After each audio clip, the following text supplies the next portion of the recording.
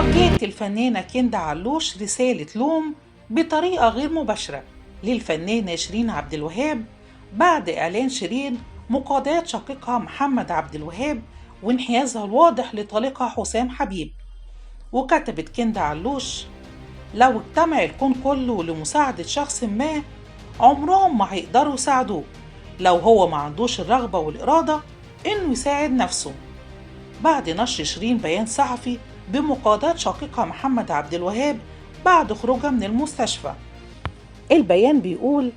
نقلا عن الفنانة شيرين عبد الوهاب ورغبة منها لبيان الحقيقة كاملة للرأي العام وتفنيدا لما ورد من شائعات وأخبار على لسان مدير أعمالها السابق ميمي فؤاد، واللي تم إنهاء عمله من جانب الفنانة لعدم قيامه بالدور المطلوب منه طوال الفترة السابقة،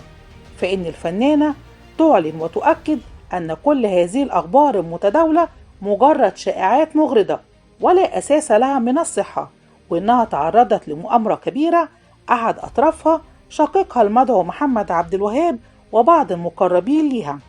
وأضاف البيان وقال: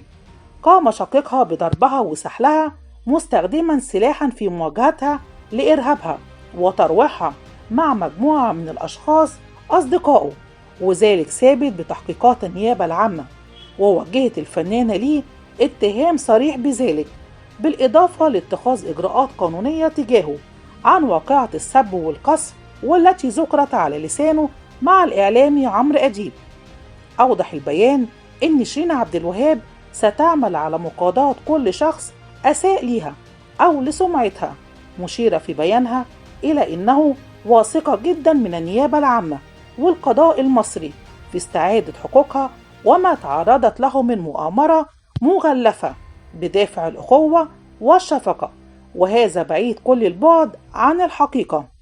لافتة في البيان أن هناك تقارير طبية في تحقيقات النيابة العامة بتثبت صحة أقوالها، وإنها في هذه الفترة الحالية متفرغة تماما لأعمالها الفنية، ووكلت محاميها في متابعة الإجراءات القانونية.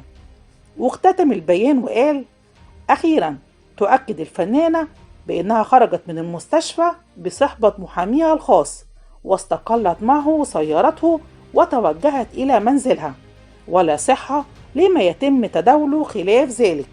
وهذا يعتبر نفيا للصورة واللي جمعتها بطليقها حسام حبيب وتم تداولها على إنها بعد خروجها مؤخرا من المستشفى.